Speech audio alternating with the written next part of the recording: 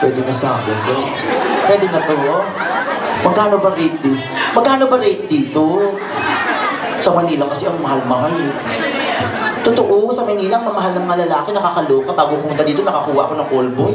5,000. Ang mahal kasi yung ari niya may tattoo. Louis Vuitton. Diyos ko, dito, ikaw ba, may experience ka na ba sa bakla? Wala. Gusto mo ba? Wala namang problema, lalaki sa lalaki. Kapwa ko, mahal ko.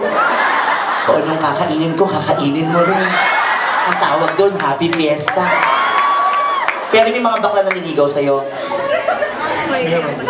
Ano, ini-snap mo?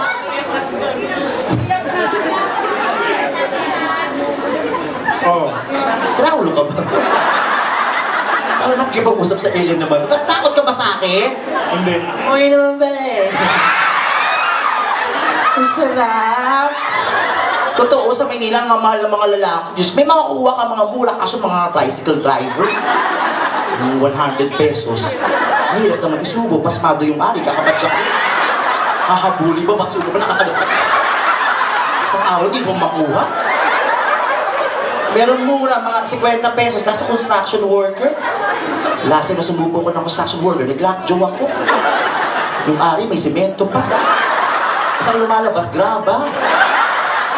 Nagsagsag sa loob ng bigla, paikot-ikot kami gano'n. Diyos ko! Tapos pagtuwad ko, tinira ko, ang sakit, dinugo talaga ako. Pagtingin ko, PVC pipe pala yung pinapasok sa akin. Bastos na construction worker. Ikaw ba, pag halimbawa may mangyari sa atin, magpapabayad ka ba? Hindi. Naloka ako doon sa hindi. Ano yung titi mo consumable? Anong trabaho mo dito? Waiter po. Saan? The Wine Company sa Dempsey. Talaga? Gusto mo naman tumigil? Tumigil ka na. Okay lang. Hindi ka okay. Yung kulit mo, di ba? Pwede na to sa akin, no? Pero gusto ko kasi yung mga lalaki mapuputi din. Totoo, kasi pag ganito, mga may itim na singit ng mga yan. Totoo, tilano na kay daddy, tignan mo yan. Tay, ilang taon ka na ba, tay? Kung di na may kamamatay na... 64?